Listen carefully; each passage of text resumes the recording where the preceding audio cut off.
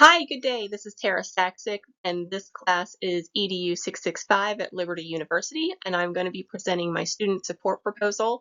I did add here on the first slide a quote from the lead scientist for the Human Genome Project, Francis Collins, just showing that Christianity and science can be and is combined on multiple different levels. He said, when something new is revealed about the human genome, I experience a feeling of awe and the realization that humanity now knows something that only God knew before. Since for this project we were asked to facilitate a fictitious school, I wanted to put an introduction for my school here so you kind of get an idea before we jump into this what kind of a school it is. So the introduction reads, for more than 100 years, Do It Together University, DIT, has been placing Christ-centered leaders into the science world, bringing Christian worldviews to the forefront by nurturing a growth mindset. DIT has developed into a multifaceted institution through our vision and faith. We understand that success is not just a simple intention, but a coordinated effort between all stakeholders. Our main goal is to provide Christ-centered influence in quality higher education by building a high standard through critical thinking and relationship building. As a school of science, we use that mindset to drive the correlation of this world back to our Creator. We do this to produce servant leaders who can integrate Christian worldviews into the learning and professional world. As you can see here pretty easily, DIT is a private school. Our colors are red, white, and blue. Our location is in Dallas, Texas. Population we keep small for a certain reason, and we'll review that reason later. Approximately 5,300 students per year are within the school itself, and then we were established over 100 years ago in 1899. This slide was inserted student fulfillment based on theory, because in the beginning I wanted to give a bit of a background on theorists and their research and why the talk of student retention and retainment is so profound in this setting. And Vincent Tinto is renowned for his in-depth perception on theory-based retention in higher education. So he stated that the perception of social acceptance in higher education setting relied on certain essential factors, and these rely on students feeling connected and satisfied with their educational experience. Now that's pretty broad and wide range, but we will get to the heart of that later on. When these are accomplished, though, students will be successful academically, vocationally, and will be retained not only as college students, but then also as productive alumni following graduation. However, to facilitate this, he stated that based on the students successfully integrating into 3 phases, and that is leaving the community, which would be leaving home, leaving their 12 years that they spent with the same students, the same school district, the same everything. So, it's a big change being able to go from that kind of an environment to one that is completely unknown. And then transitioning into a community. So now being at college and trying to infiltrate in and assimilate into the new culture, and then fully integrating into the community, being probably like an influencer, a mentor, somebody who is well adjusted to now the college environment. Facilitating new student onboarding. The New King James Version of the Bible in Romans 12:4-5 reminds us, for as we have many members in one body, but all the members do not have the same function. So we, being many, are one body in Christ and individually members of one another. At DIT, we are one body, assisting each other along God's great path. Our success is your success. However, we do understand that everybody is an individual and everybody has their own goals, and we are pleased to be the one that you selected to help guide you through the next 4 years of your college life. Therefore, by utilizing Kamen's research from 1974, we keep our community small because every student's success matters, and this allows individual attention, which enhances their learning experience, but it also brings a sense of community to the forefront, being, again, important for freshman students to be able to fall into a comfortable setting, assimilating the one that they had just left. So expectations here is we are a meta major school. Obviously, we're a science-based school. And to save time and money, we have prepared structured pathways. Now, uh, as a little bit of an introduction for a personal experience, this is one thing that I truly appreciated from Liberty. It's been a few years since I've been to Liberty. I'm not brand new, but I know over the years a lot of things have changed in the course of presenting a school to students. And I had received a checklist in the mail of the classes I needed to take to successfully pass my master's in human biology. And it was so concise. There was no deviation from it. It was very simple. And I think for a freshman student, they would very much appreciate that too. You're not wasting time trying to figure out what classes you need to take, which are important, which aren't important, not having to make the phone calls, not having to go to the administration office to find this information out, but also saves money because you're not going to get caught up in classes that you don't need. So it was very much appreciated. And so that is definitely one thing I would pass along to my own school. Freshman students arrive on campus 1 week before the start of classes, and this is to attend 2 different seminars. And each student class will be broken down into their own 2 seminars, and that will occur daily to familiarize you with campus life and to designate your cohort model, which involves peers, faculty, and support staff. Now, for this, families are encouraged to attend because it gives them um, the insight as to what their son or daughter is coming into.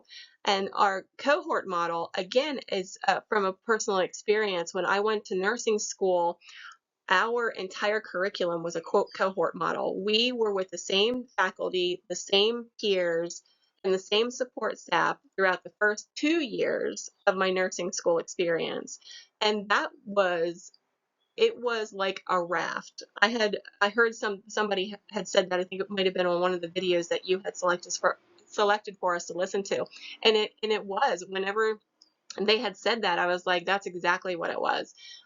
You had a sense of community built right away of the same people experiencing the same problems or good news and things like that. We were experiencing clinicals. We could talk about our experiences there. We helped each other in labs. It was a great learning experience, a peer-to-peer learning, which I'm sure the instructors appreciated as well because we had large study groups and everything like that. So the cohort model I absolutely love. And I read a study that said that 3.6 times, uh, should I say, the study showed that students are more successful 3.6 times more than a non-traditional, non-cohort model um, structure. So it obviously works, and I am living proof of that.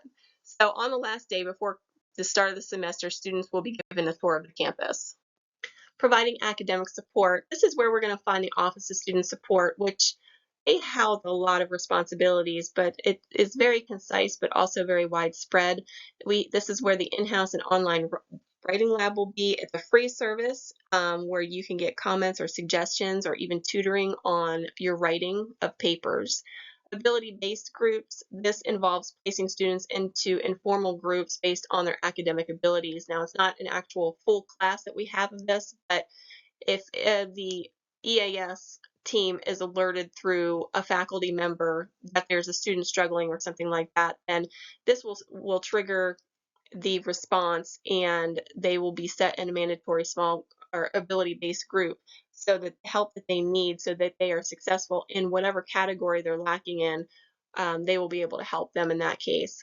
The quality enhancement plan, um, the QEP, we do by ADPI, which is also something I learned in nursing school as a sidebar. But the QEP is really an outline plan to improve student learning and institutional effectiveness. So obviously we want students to be learning. We want to be effective in what they're learning and how they're able to take that learning experience and apply it. So we use ADPI, which is assess, diagnose, plan, interventions, and evaluate. So we assess the situation, diagnose the problem, put a plan into place with time frame with a time frame as to when we want to complete this, apply interventions, and then always evaluate the end of it. And if there are things that are lacking, we go back to the replanning stage with new interventions and evaluate it again until we get to the 100% success, which is obviously the end goal. Small group interventions. This is a teaching practice which is a pretty effective way to provide extra instruction to students in specific areas. So it kind of falls in the category of the ability-based groups, but a little bit different. Self-efficacy group is something that will help students break any kind of behavioral stereotype, fixed mindset kind of issue, help them broaden their horizons and see things in a more growth mindset way. Earlier, I had mentioned the EAS, the early alert system. We have a response team for that. So if a faculty member triggers that for a certain student, mandatory interventions will take place just to make sure that they are keeping up, able to keep up, don't feel left out or left behind. And then cultural change, which is important. We accept international students here, and so to help them facilitate into, the American life, a Christian college in a different country, there can be also different cultural-based learned stigmatisms that also come into the college curriculum that we might have to help them try to overcome. So those are things that we keep at the forefront of our mind to make sure that everybody here is successful. And by utilizing support services, research has shown that identifying at-risk students in a curriculum greatly benefits the student outcomes, and that is obviously the goal. Providing co-curricular support, the fun slide. We like fun at DIT just as much as anyone else, and so understanding the theorist Summerskill in 1964, who described personality-based retention, showing that the connection between student interaction and a college environment mattered. Being essential in harboring a community of like-minded and driven individuals and students with similar goals that assist in the development of personalities and improve learning in the classroom. At DIT, we understand the importance of this and apply co-curricular activities. So in junior and senior year, if students are in good standing, the classes participate and travel to the National Association for College Admission Counseling, which is NACAC, STEM College Fair, and we do this on an annual basis, where exhibitors there meet the next generation of STEM job seekers face to face. And in this atmosphere, students can apply learned applications in real life settings. And then organized by our student body, we have many, many, many different things that happen throughout the year and have a calendar of events on our online website. We have Christian Science debate teams. We do student activity campus festivals, Welcome Newbies event, which is a pretty big event every year, housed by and developed by our student body. And we also have open mic nights for Christian comedic relief and music, and we enjoy concerts by top name Christian artists and more. Promoting student engagement. Okay, well here at DIT, we exemplify student engagement by establishing a cohort model in a flipped classroom setting. The cohort model is actually established by research as well, and they had found that 3.6 times the amount of students are more likely to complete the program than non-cohort students, which is obviously very significant statistically. We do this approach by allowing students to use their time together in a comfortable hands-on atmosphere that promotes critical thinking, processing. It opens up forums for discussion, as well as personal integration and the assimilation of expectations with the same students and the same faculty throughout the entire freshman year. And this also allows privately viewed video lectures and written presentations, as well as textbook material that they can view privately in their leisure. And now a flipped classroom approach supports Aston's retention theory from 1985 by involving the students with the institution and their peers. A learning study was done back in 2006 involving first-year medical students and looking to see what their preference of learning is. And it found that 5% of students preferred auditory learning, such as speech, so lectures. Another 5% preferred visual, so they learned well by graphs and charts, for example. 8% liked the printed word, so textbooks. And then we took a jump from 5 and 8% up to 18% appreciated and learned best from kinesthetic learning, which is a hands-on approach. This involves the five senses, such as touch, hearing, smell, taste, and sight. And so that is why we use a hands-on approach in the classroom. And then it also showed 64% preferred multiple modes. So they appreciated every mode of learning and could find a useful benefit for each one. And so that's why we incorporated the video lectures, the written presentations, and also textbooks to cover the multiple modes of learning. So in addition to these, we also have different strategies, and we support and encourage study groups, also have periodic science-centered workshops, and also peer and faculty familiarity is supported through the cohort model. Approaching at-risk identification. So ACT in 2007 stated that the degree of attainment and student persistence are vital to society. One of the greatest challenges for higher education institution is developing lifelong learners ready to compete globally. Approaching at-risk identification assists administration in recognizing at-risk populations and helps the learner identify high-risk factors for themselves that could derail their dreams. Key attributes to student success is valued learning, information processing, inter and intrapersonal skills, and also critical thinking skills. Now, the non-cognitive at-risk behaviors would include lacking social skills, which could include not a team player, supports a lack of support system or mentor role models, for example. Lacking learning strategies would be highly judgmental and negative of self, minimal metacognitive awareness. So these are kind of some of the things that we talked about that would be involved in the Office of Student Support, and also things that can be triggered through our EAS, which we will discuss more in detail on the next slide. Lacking perseverance could include that they lack self-discipline and also procrastinate in getting their work done. Lacking an academic mindset, meaning maybe they are just unmotivated for purposes like financial constraints, or they don't really have a clear focus on what their goals are. Conducting at-risk intervention. So the New King James Version of the Bible in Ephesians 4:25 and 29 states, "Therefore put away lying, let each one of you speak truth with his neighbor, for we are members of one another. Let no corrupt word proceed out of your mouth, but what is good for necessary edification, that it may impart grace to the hearers." Necessary edification falls into caring about people enough to let them know that they are at risk of hindering their dreams. So while high impact practices embody the college experience, noticing differences in the student body is critical in extinguishing those systematic stereotypes and oppressions like we talked about earlier. And that can include socioeconomic, cultural, or even psychological statuses. That gives, by acknowledging this and having a plan in place, this gives anyone a chance to succeed. So our responsibility to edify one another is facilitated through our early alert system, the EAS, where actionable insight can help faculty and mentors identify students who are having difficulty on a weekly basis, so that we aren't catching this at the end of a semester or in the middle when mindsets are crumbling. We do it from the very beginning. So weekly, students will complete live polls and give real-time feedback during class.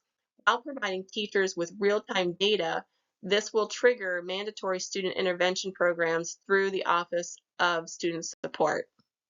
Gaining academic buy-in, which is sometimes easier for some than others, but there is somewhat of a formula to follow.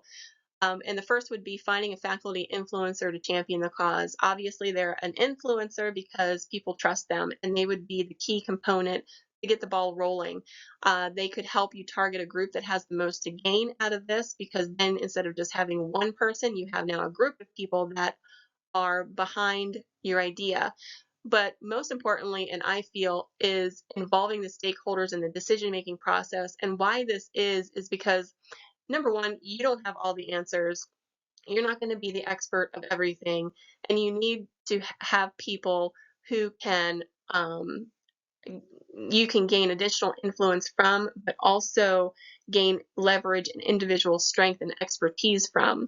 So when you allow people to be a part of the decision-making process and you kind of sit in the background listening to people's ideas and things that are being portrayed, then this allows a sense of ownership into each individual stakeholder, which is what you want. You want people to know that it is a collective group's idea rather than just one person. People have a tendency to buy in a whole lot quicker when it's their idea, or they're a part of the idea. Build the emphasis around retention for funding and support, which is obviously something that is going to definitely be needed. And as stated by Liberty's coordinator for the writing lab, to put the attention around something like retention tends to gain a lot more funding than a different type of idea for support. Also establish a two-way accountability for faculty administration that contributes to role clarity. So making sure that roles are clear for faculty and roles are clear for administration, and how these roles bounce back and forth off of each other. And then lastly, leverage proven frameworks such as assess, diagnose, plan, implement, and evaluate, which is what we discussed earlier, ADPI. And lastly, communicating a mission or vision statement. The critical component of designing a mission statement is aligning actions and behaviors, because no one will support a proposal that contradicts what is said versus what is done. So here at DIT, we affirm that we are all created in God's eyes by uplifting and upholding biblical principles found in the Bible.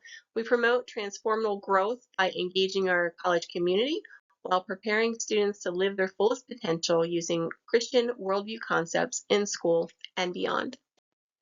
And this concludes the student support proposal. Thank you so much for listening.